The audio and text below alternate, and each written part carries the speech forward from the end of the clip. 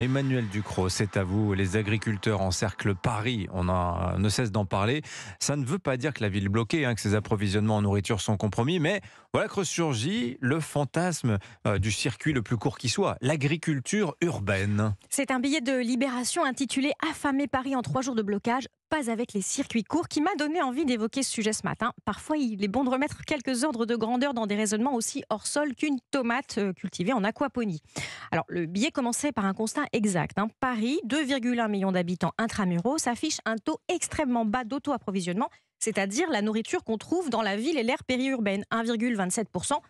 Il faut mieux faire pour ne pas être coincé. Est-ce qu'on peut faire mieux que 1,27%? Alors, l'auteur du billet est très confiant. Il suffit de 11 000 hectares de surface agricole pour nourrir la population parisienne en fruits et en légumes. La marche n'est pas si haute, c'est la surface de la commune, explique-t-il. C'est là que ça commence à pêcher un peu, parce que si Paris ne produit pas ses fruits et légumes, c'est justement parce qu'on ne va pas la raser pour en faire un jardin.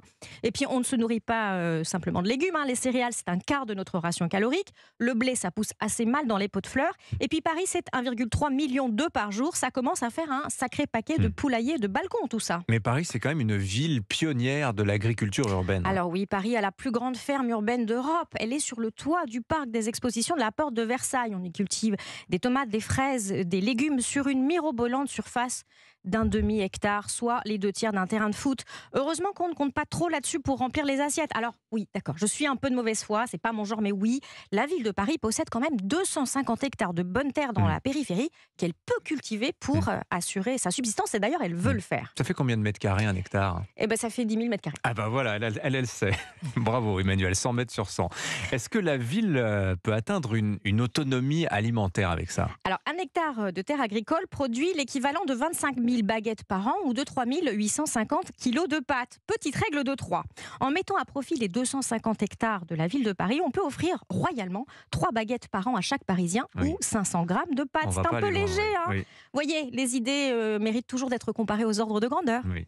Mais par exemple, les œufs, on pourrait faire ça, ça prend moins de place, non? Oui, si vous acceptez d'avoir 1 ou 2 poules sur votre balcon. Voilà. Bon, il faut abandonner cette idée d'agriculture urbaine, de circuit court? Certainement pas, mais il faut garder les yeux en face des trous. Paris est situé au milieu d'une des zones les plus fertiles d'Europe. Les productions de légumes y abondent, l'élevage y est présent. Les premiers champs de céréales sont à moins de 10 km du périphérique.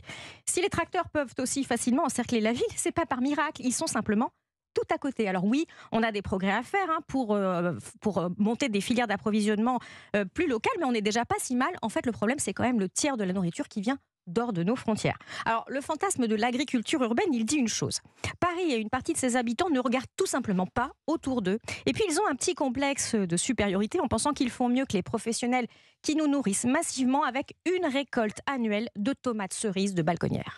Signature Europe 1, Emmanuel Ducrot. Merci à vous, Emmanuel. À demain.